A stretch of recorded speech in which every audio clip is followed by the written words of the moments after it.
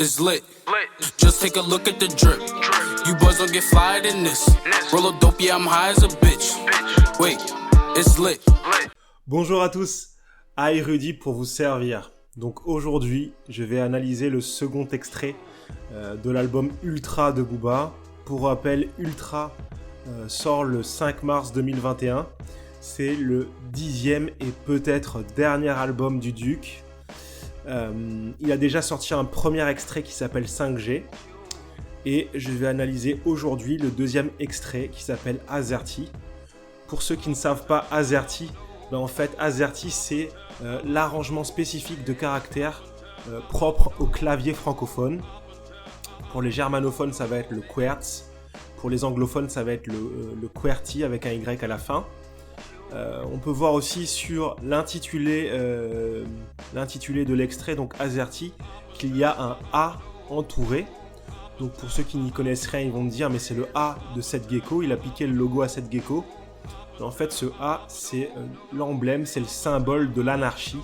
L'anarchie c'est quoi ? C'est lorsque pour vous l'autorité est l'ennemi public numéro 1.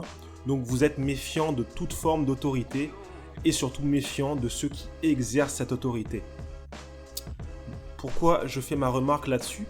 C'est qu'en ce moment en fait le contexte est que Booba s'est fait ban d'Instagram, qu'il est à deux doigts de se faire ban de Twitter et qu'il est dans plusieurs controverses. Et moi, je pense que tout ça, c'est voulu. C'est le dernier album de Booba, donc il va un peu contre toutes ces règles, contre toute cette autorité. Moi, je trouve ça très intéressant, cette approche, pour moi, il joue un personnage et il le joue à fond. Donc moi, je trouve ça très, très intéressant. D'autre part, il ne faut pas oublier que Booba, c'est un businessman. Donc pour moi, il joue un personnage et pour moi, tout ça, c'est voulu. Donc il nous mène un peu en bateau, il nous donne quelques directives qui nous orientent vers son futur album. Et moi, j'ai hâte de voir la suite. Donc passons à l'analyse du second extrait, Azerty. Let's go!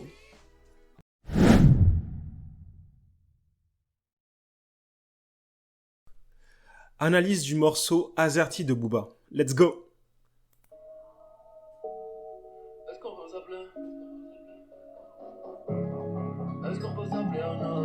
Dans mon arrogance, je sais que d'autres ont fait bien, c'est chacun sa chance. À un moment faut du temps là-bas, je voulais pas perdre les pages, ouais j'ai tout comme Yasser Arafat. Donc en fait, après une première écoute, au niveau de la prod, moi je dirais que la prod elle est carrée, elle est propre.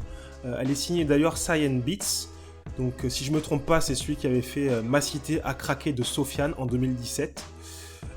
C'est une instru assez... une espèce de mélancolie qui règne dans l'instru.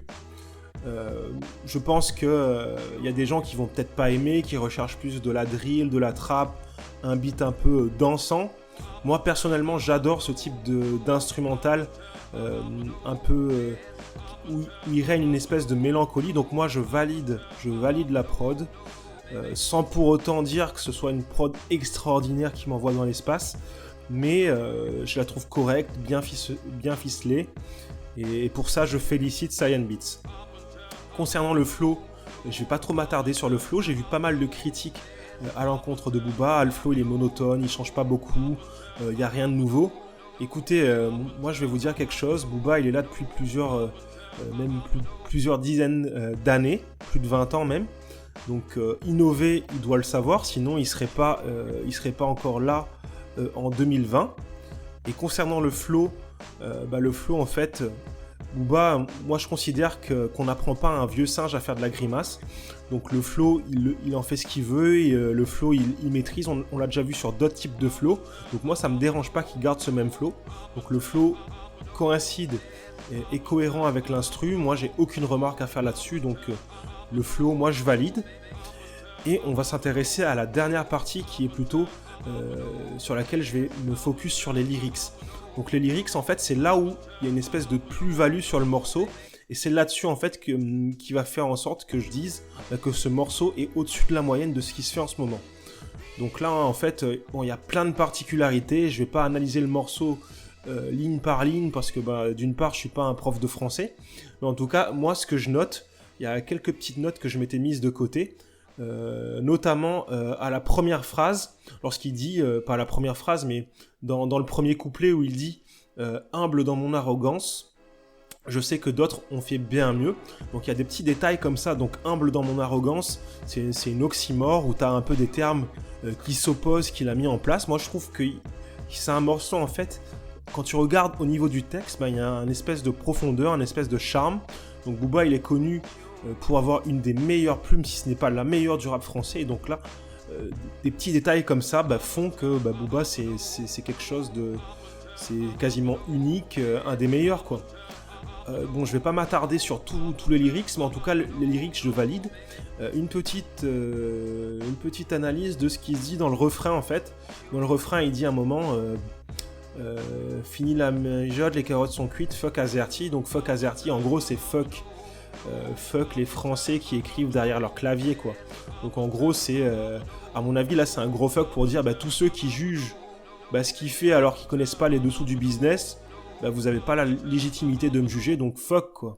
Donc moi je pense qu'il y a une espèce de signification comme ça, et il a totalement raison.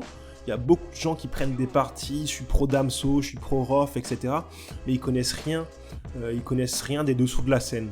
Donc là c'est un gros fuck pour dire fuck, cette année, fuck internet quoi. Vous écrivez derrière votre clavier, vous n'y connaissez rien. Donc moi j'aime bien, moi je trouve que ça apporte une certaine force au morceau. Et aussi la petite phrase où il dit Bill dit qu'il a l'antidote. Là c'est très intéressant. Bill Gates, donc Bill il a l'antidote. Bill Gates il a fondé la fondation Bill et Melinda Gates.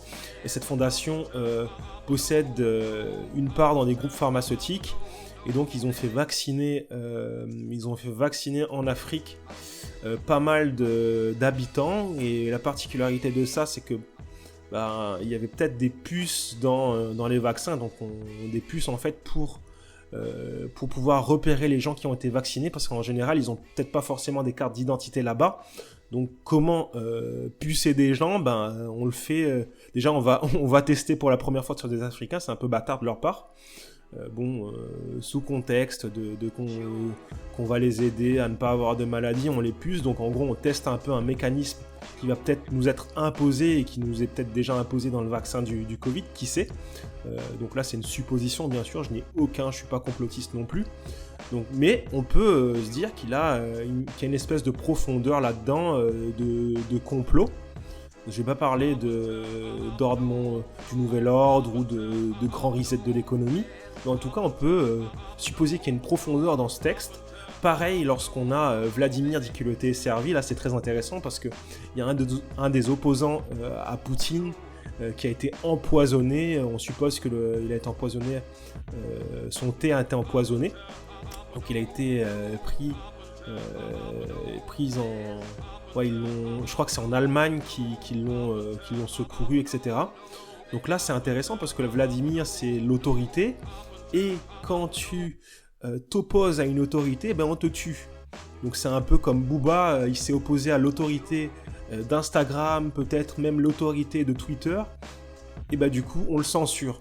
Donc là c'est pour vous dire qu'il y a un personnage qui joue, il y a une profondeur de texte, et tout ça en fait, ça fait en sorte que je valide le morceau, surtout par le texte. Après le flow, la prod, je valide, mais en tout cas pour moi la plus-value elle vient du texte.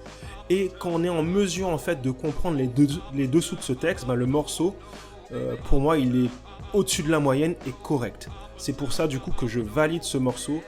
Je valide Azerty. C'est pas le morceau du siècle, c'est pas non plus un classique que je vais réécouter dans 6 mois, 1 an. Mais en tout cas, c'est un morceau au-dessus de la moyenne et j'ai pris plaisir à l'écouter.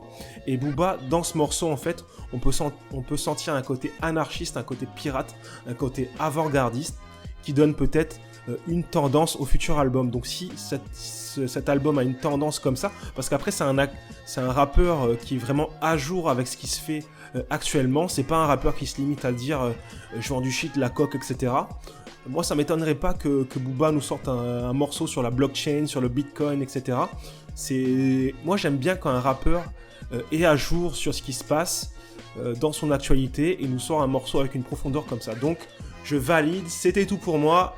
Aïe Rudy, à bientôt!